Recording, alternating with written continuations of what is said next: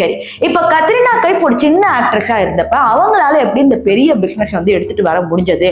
அதையும் வந்து இவ்வளவு ஆக்ட்ரஸ் இருக்கிறப்ப அவங்க எதுக்கு பிசினஸ் பண்ணணும் அப்படிங்கிற ஒரு டவுட் வரும். ஃபர்ஸ்ட் ஆஃப் ஆல் பாத்தீங்கன்னா, ஆக்ட்ரஸை பொறுத்த வரைக்கும் எவ்வளவு நாள் வந்து அவங்களால இந்த இண்டஸ்ட்ரியில நிக்க முடியும்? மிஞ்சி மிஞ்சி போனா ஒரு 40 வருஷம். அதுக்கப்புறம் அக்கா தங்கச்சி கேரக்டர், அதுக்கப்புறம் ஒண்ணுமே கிடையாது.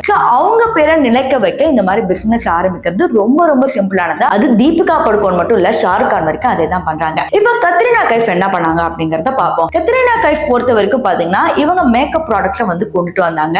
சோ அவங்க வந்து நிர்ணயிச்சது என்னன்னா, நம்ம வந்து ரொம்ப சீப்பாவும் கொடுத்துடக்கூடாது, ரொம்ப சூப்பராகவும் வந்து நம்ம ஹை ரேட்ல கொடுத்தாலும் நமக்கு தான் பிரச்சனை.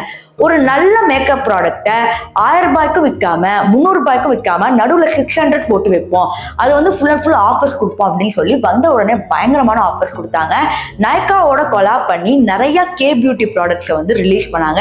இது எல்லாமே பார்த்தீங்கன்னா ஆஃபர்ஸ் போக நம்ம ஒரு 700க்கு வாங்குறோம்னா நமக்கு ஆஃபர் அப்படி இப்படின்னு சொல்லி ஒரு 650 500 அப்படிங்கிற மாதிரி நிறைய ஆஃபர்ஸ் போட்டு தள்ளினாங்க.